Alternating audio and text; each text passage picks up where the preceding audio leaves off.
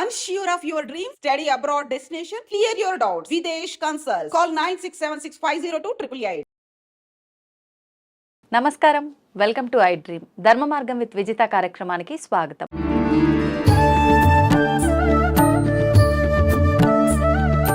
ప్రస్తుతం మనతో పాటు ఉన్నారు వేద పండితులు పవన్ కుమార్ శర్మ గారు. ఇప్పుడు వారితో మాట్లాడి మరిన్ని విషయాలు తెలుసుకునే ప్రయత్నం చేద్దాం.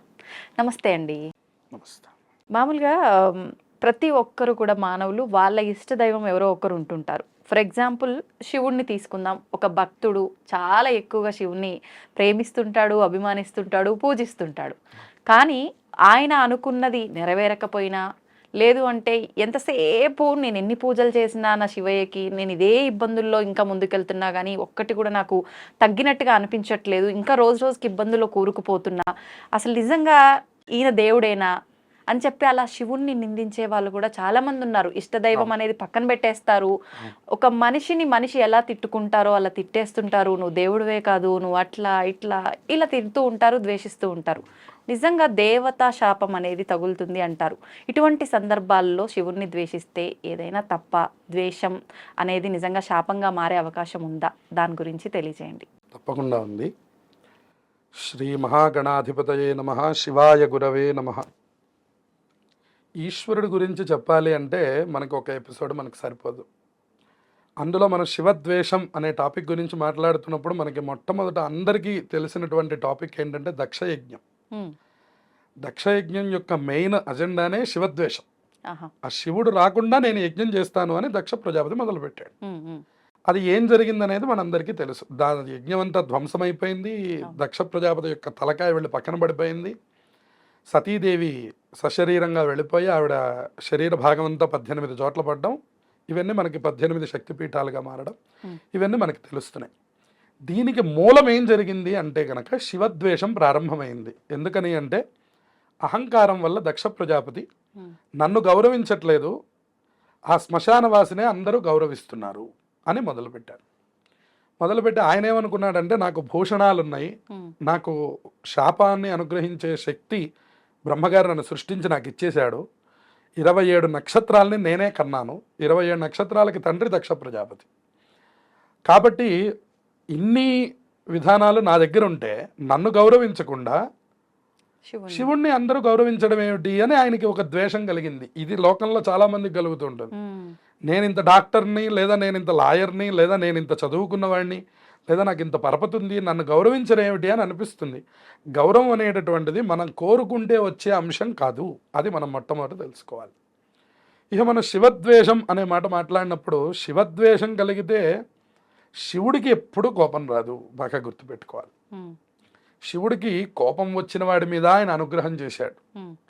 అసలు పూజించను అన్నవాడి మీద అనుగ్రహం చేశాడు. ఉదాహరణకు మీకు మంజునాథ సినిమా కనపడుతూ ఉంటుంది. అందులో ఆ మొట్టమొదట భక్తుడు పాపం తిట్టి ఏదో పాపం తోలనాడుతుంటే మీరు పరమభక్తుడు అని చెప్పారు, ఇతని గురించేనా అని పార్వతీదేవి అడుగుతూ ఉంటుంది. నువ్వు ఆ వేచి చూడు, భక్తి అంటే ఏమిటో నీకు చూపిస్తాడు అతను అంటుంది. అట్లా కొన్ని సన్నివేశాలు మనకు కనపడుతూ ఉంటాయి. అందుకని పరమశివుడికి ఒకప్పుడు కోపం అని కానీ ఒకప్పుడు ఆనందం అని కానీ రెండు ఆయన దగ్గర లేవు. అందుకనే ఆయన శ్మశానంలో ఉండడానికి కారణం అది. ఎందుకంటే ఆయన ఎప్పుడు ఆయన స్థాయిని ఆయన ఊహించుకొని ఉండుంటే ఆయన కైలాసం అనేటటువంటిది కాకుండా ఒక పెద్ద ప్రాకారంలో బ్రహ్మాండంగా ఉండాలి. ఆయన ఒక్కగానొక్కటి కట్టుకున్నట్ట, అది రావణ బ్రహ్మ తీసుకున్నాడు. ఆయన అసలు పార్వతీదేవి అన్నదిట అందరూ మనల్ని భస్మసింహాసనం అని, మీరేదో ఏనుగు తోలు కట్టుకుంటారని ఎందుకు అనాలి, మనం ఒక భవన నిర్మాణం మనం చేయలేమా అని అడిగారు. ఎవరు అడిగారు? పార్వతీదేవి పరమేశ్వరుణ్ణి అడిగిందట. అడిగేసరికి ఆయన ఏం చేశాటంటే అసలు ఈ ప్రపంచానికి ఒక అవతల పక్కగా మనం వెళ్ళి మన మందిరాన్ని నిర్మాణం చేద్దాం. అందుకని నువ్వు ఊహిస్తే విశ్వకర్మ అనేటటువంటి దేవతల యొక్క బిల్డర్ ఒక ఆయన ఉండేవాడు. ఆయనకి నీ యొక్క ప్లాన్ కనుక చెప్పినట్లయితే శుభ్రంగా నిర్మాణం చేసి ఇచ్చేస్తాడు అని చెప్తే పార్వతీదేవి తన యొక్క ఊహతో మొత్తం మీద బ్రహ్మాండమైనటువంటి నిర్మాణం జరిపించింది ఆ రావణాసురుడు విశ్వకర్మతో. రావణాసురుడు పౌరోహిత్యానికి వచ్చాడు. వచ్చి ఆ భవనం అంతా చూశాడు. పురోహితుడికి సహజంగా ఏదైనా దక్షిణ ఇవ్వాలి, వాళ్ళు సంతోషపడేటట్టుగా అని మనకి ధర్మశాస్త్రం చెప్తున్నది. ఆయన అడిగాడు, ఈ భవనమే నాకు కావాలి అని అడిగాడు. వెంటనే పార్వతీ పరమేశ్వరులు చూసుకొని ఓ మనకి ఇది ప్రాప్తం లేదు అందున బ్రాహ్మడు అడిగాడు. ఉమ్, ఇవాళ మనం ఇక్కడ ఇంకొక చిన్న విషయాన్ని మనం ఇక్కడ మాట్లాడుకోవాలి. ఉమ్, ఇవాళ మన పిల్లలకి ఇవన్నీ కూడా అందట్లేదు. మొన్న వచ్చినటువంటి ఆదిపురుష్ అనేటటువంటి చిత్రంలో కూడా రావణాసురుణ్ణి ఒక మాంసం తినేవాడిగాను, ఏదో పెద్ద గద్ద వాహనమును దానికి ఏదో మాంసం పెట్టడం, ఇవన్నీ కూడా చూపించారు. ఆయన శుద్ధమైనటువంటి బ్రాహ్మణుడు. ఉమ్, ఆయన నిద్రలేస్తే సంధ్యావందనం చేసుకోవడం, శివారాధన చేయడం, ప్రతిరోజు కూడా సముద్ర తీరానికి వెళ్ళి సైకతం అనేటటువంటి లింగాన్ని చేసి దానికి పూజ చేసేవాడు అనమాట రావణ బ్రహ్మ. అందుకని ఆయన రావణ బ్రహ్మ అంటూ ఉంటారు ఆయన్ని. ఆయన అంత గొప్పవాడు అనమాట. అయితే ఈ రావణాసురుడు అడిగాడని చెప్పని పార్వతీ పరమేశ్వరులు ఇద్దరు కూడా ఆ ఇంటిని దానం చేసేసేసి రావణాసురుడికి వాళ్ళిద్దరూ మళ్ళీ బయలుదేరి మనం యథాతథంగా మనం వెళ్ళిపోదామని చెప్పని మళ్ళీ కైలాసానికి వచ్చేసింది. ఇక్కడ మనం శివద్వేషం అనే మాట మాట్లాడినప్పుడు, శివద్వేషం కలిగినప్పుడు శివుడికి కోపం రాదు, కానీ చుట్టూ ఉండే ప్రమథగణాలు ఊరుకోవు. అందుకని శివుడు ఎప్పుడైతే సతీదేవికి దగ్ధమైందనేంత వరకు ఆయనకు కూడా కోపం రాలేదట. ఓ సతీ నువ్వు వెళ్ళొద్దు అని చెప్పాడు ఆయన. అంటే లేదు లేదు, పుట్టింటి వారి దగ్గరికి పిలవకపోయినా కూడా వెళ్ళొచ్చు అని మనకి ధర్మశాస్త్రం ఉంది, కాబట్టి నేను వెళుతున్నాను అన్నది ఆవిడ. నువ్వు వెళ్తే ఇబ్బంది పడతావు అన్నారు. అవసరం లేదు, అయినా నేను వెళ్తాను, నా అక్క చెల్లెళ్ళు అందరూ వచ్చారు, నేను వెళ్ళకపోవడం ఏంటి, మా నాన్న హడావిడిలో పిలవలేదేమో నన్ను, కాబట్టి నేను వెళుతున్నాను, అయితే వెళ్ళు అని చెప్పాను. వెళ్ళారు.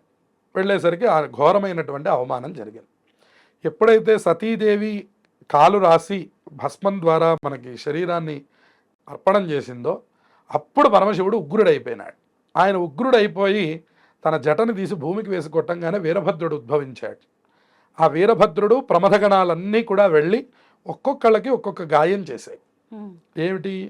సూర్యభగవానుడికి మూతి మీద గుద్దారట, ముందు ఉన్నటువంటి పళ్ళన్నీ ఊడిపోయినాయి. సరస్వతీదేవి ఆ సభలో ఉన్నందుకు గాను ఆ ప్రమథగణాలు వెళ్ళి ఆవిడ యొక్క పళ్ళను తీసేశారు. అందుకనే ఆవిడకి పాల పాయసం నివేదన పెడతారు. సరస్వతీదేవికి పళ్ళు లేవు, సూర్యభగవానుడికి పళ్ళు లేవు, అందుకనే పాయసం ఎక్కువగా నైవేద్యం పెడతారు వాళ్ళకి. అలాగే ఒక్కొక్కళ్ళకి కూడా ఒక్కొక్క రకమైనటువంటి శిక్షలు వేశారు. ఆఖరికి మహావిష్ణువు బ్రహ్మగారితో సహా శిక్షలు పడ్డాయి ప్రమథగణాల ద్వారా. ఎందుకంటే శివుడు లేనటువంటి సభలోకి మీరందరూ వెళ్ళి కూర్చున్నారు, దాని గురించని మీరందరూ శిక్ష అనుభవించాలి అని ఈశ్వరుడేమో కైలాసంలో నృత్యం చేస్తున్నాడు, ప్రమథగణాలన్నీ కూడా ఆ యజ్ఞశాల దగ్గరికి వచ్చి వీళ్ళందరినీ ధ్వంసం చేశాయి. తర్వాత పరమశివుడు అక్కడికి వచ్చి ఒక్కటే మాట చెప్పాడు, మీరు ఇంత బీభత్సాన్ని సృష్టించడానికి ఈ యజ్ఞం పెట్టారు, ఈ యజ్ఞం చేయడం నాకేం ఇబ్బంది లేదు, ఈశ్వరుడు లేకుండా యజ్ఞం కూడా చేయవచ్చు, కానీ ఈ బీభత్సానికి కారణం నువ్వయ్యావు దక్ష ప్రజాపతి. నువ్వు యజ్ఞం చేసింది లేదు కానీ పాపం తెచ్చుకొని శరీరం మీద పెట్టుకున్నావు, అందుకని నీకు తెగి తల అగ్నిహోత్రంలో పడిపోయి భస్మం అయిపోయింది. ఇప్పుడు నీకు ఆ తల నేను ఇవ్వలేను, నీకు మేక తలకాయని ఇస్తున్నాను. మేక అంటే ఒక తక్కువ జాతి అని అర్థం అన్నమాట. అందువలన మేక తలకాయని నీకు ఇస్తున్నాను అంటే నింద అన్నమాట, తల మీద నింద ఉన్నవాడు అని అర్థం. అందుకని అక్కడి నుంచి దక్ష ప్రజాపతి మేక యొక్క శిరస్సుతో ఆ దక్ష ప్రజాపతిని కొన్నాళ్ళు ఆయన అనుగ్రహం చేశాడు అట్లా. అందువలన ఇక్కడ మనకి తెలుస్తున్నది ఏమిటి అంటే, శివనిందను గనక చేసినట్లయితే ఆ ప్రాంతం ప్రాంగణం ప్రమథగణాల ద్వారా ధ్వంసం అయిపోతుంది అని అర్థం అన్నమాట. ఈశ్వరుడు ఎప్పుడు కోపం తెచ్చుకోడు, ఆయన ఎంతో దయామయుడు. ఎందుకన్నా మనకి కాళహస్తీశ్వర మహాత్యంలో దుర్జటి గారు చెప్తారు, తిన్నాడు ఏదైతే మనం కన్నప్ప అంటున్నాం, మనం కన్నప్ప నోట్లో ఆయనకి తేవడానికి నీళ్లు తేవడానికి తగినటువంటి పరికరం లేకపోవడం వల్ల నోట్లో నీళ్లు పోసుకొని వచ్చి గండూషాంబు నిషేచనం పురరిపోహో దివ్యాభిషేకాయతే అన్నాడు. రోజు వేదమంత్రములు చెప్పి చెంబులతో పాలు పోసిన దానికంటే కూడా ఇది ఎంతో బాగుందన్నట్టు ఆయన. ఏమిటి అన్నట్ట? భక్తి చూశాడు ఆయన. కించిత్ భక్షిత మాంసశేష కబళం నవ్యోపహారాయతే అన్నట్టు. ముందు ఆయన ఏం చేశాడు? పరిగెడుతున్నటువంటి అడవి పందిని చంపేసేసి ఆ మాంసం అంతా తీసుకొని వచ్చి ముందు ఆయన తిన్నట్టు ఇది బాగుందా లేదా అని తర్వాత తీసుకొచ్చి దేవుడి దగ్గర పెట్టాడు. ఆయన తిని ఇది చాలా బాగుంది, ఇది పెట్టచ్చు అని చెప్పని తీసుకెళ్ళి పెట్టాడు. అందుకని ఇక్కడ శ్లోకంలో ఏమన్నారంటే శంకరాచార్యుల వారు, కించిత్ భక్షిత మాంస శేష కబళం నవ్యోపహారాయతే. మనం పెట్టినటువంటి ప్రసాదాలు అన్నిటికంటే ఆయన అక్కడ భక్తిని చూసి ఇది నవ్యోపహారం, నవ్యం అంటే కొత్తదని అర్థం, ఇది ఎంతో బాగుందని అర్థం, అటువంటి ఆహారంగా స్వీకరించాడు. ఇదేంటయ్యా నువ్వు అట్లా స్వీకరించావేమిటంటే, భక్తి కిం నకరోత్యహో వనచరో భక్తావతంసాయకే, నేను ఎవరికి లొంగిపోతానయ్యా అంటే భక్తి ఎవరి దగ్గర ఉన్నదో వాళ్ళకి నేను లొంగిపోతాను. అందుకనే నాకు భోళాశంకరుడు అని పేరు ఆయనకి. ఆయన భోళావాడు. ఆయన దగ్గరికి వెళ్ళి మనం భక్తి ప్రకటించాలే కానీ మనకి ఇవ్వనటువంటిది ఏదీ లేదు. అందుకనే మీరు చూడండి, రాక్షసులు శివారాధన చేశారు, దేవతలు శివారాధన చేశారు, మనుష్యులు శివారాధన చేశారు, ప్రమథగణాలు శివారాధన చేశారు. మీరు ఏ శ్మశానంలో శివాలయం ఉంటుంది, మన గ్రామంలో శివాలయం ఉంటుంది, 12 జ్యోతిర్లింగములు శివాలయములుగా ఉన్నాయి, అన్ని చోట్ల పరమేశ్వరుడు ఉన్నాడు, ఇంకా లేని ప్రదేశం ఏమున్నది? అందుకని చెప్పని ఈ నాయనార్లు అని మనకి తమిళనాడులో ఉంటారు. ఆవిడ ఒకసారి ఏం చేసేదారంటే ఆ శివలింగం మీదకి కాలు పెట్టి పడుకున్నది ఆవిడ. వెంటనే గణపతి వచ్చి అడిగారట, ఏంటమ్మా శివలింగం మీదకి నువ్వు కాలు, అంటే మిగిలిన వాళ్ళని పెట్టమని కాదు ఇప్పుడు ఉద్దేశం. అంత స్థితిలోకి వెళ్ళిపోయిన తర్వాత మనకి శివలింగము ఇంకోటి తేడా ఏమీ తెలియదు మనకి. ఆ స్థాయి భక్తి రావాలి. ఆవిడకి వచ్చిన తర్వాత ఆవిడ ఏం చేశారటంటే పక్కగా ఉన్నటువంటి శివలింగం మీదకి కాలు పెడితే గణపతి వారు వచ్చి అడిగారట, నువ్వేమిటి కాలు అటు పక్కన పెట్టావేమిటని చెప్పని.